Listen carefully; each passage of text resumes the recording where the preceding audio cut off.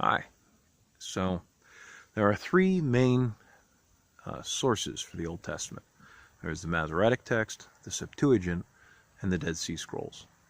And we're going to start with the Dead Sea Scrolls. We all know what they are. If not, look it up. Google Dead Sea Scrolls.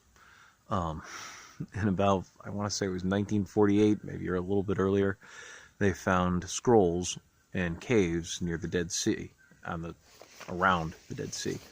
And those scrolls date back to the 1st century AD. They're old Jewish texts, and there's actually fragments of the book of Mark, or is it Luke, in one of them. Anyway, one of the caves. That's the most recent source. The next most recent source is the Masoretic text. This is the text kept by the Masoretes in Hebrew.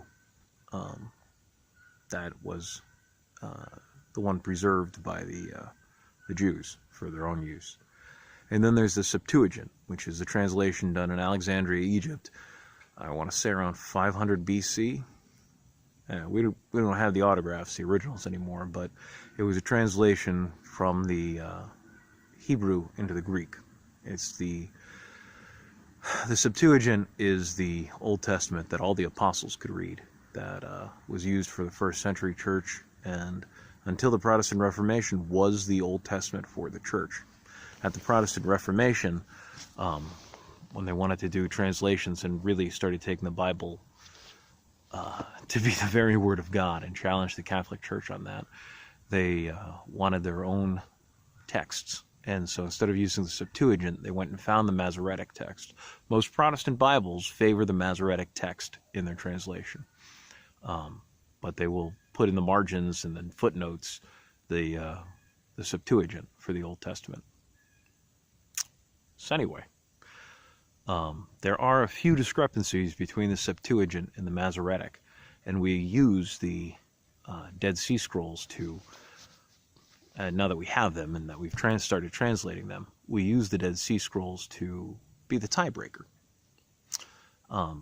The reason I recommend the ESV, the English Standard Version of the Bible, is that they've actually started incorporating the Dead Sea Scrolls into the Old Testament text when they translate, which is a really good thing.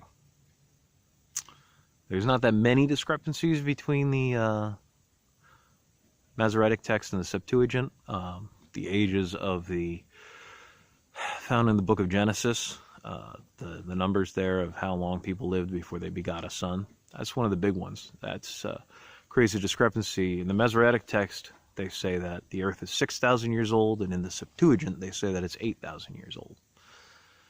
Not much you can do about trying to figure out through context the difference between a number, because it's just a number. There's no context for that number beyond so-and-so lived so many years before he begat his son, and then he lived another so many years before he died. Out of that context, that number pretty much stands alone. So if there's a discrepancy, we just have to note it. That's all we can do. There's also a discrepancy that I'm going to be talking about later in Deuteronomy 32:8, and that is a pretty big discrepancy. So we'll be talking about that in a later video. Thanks.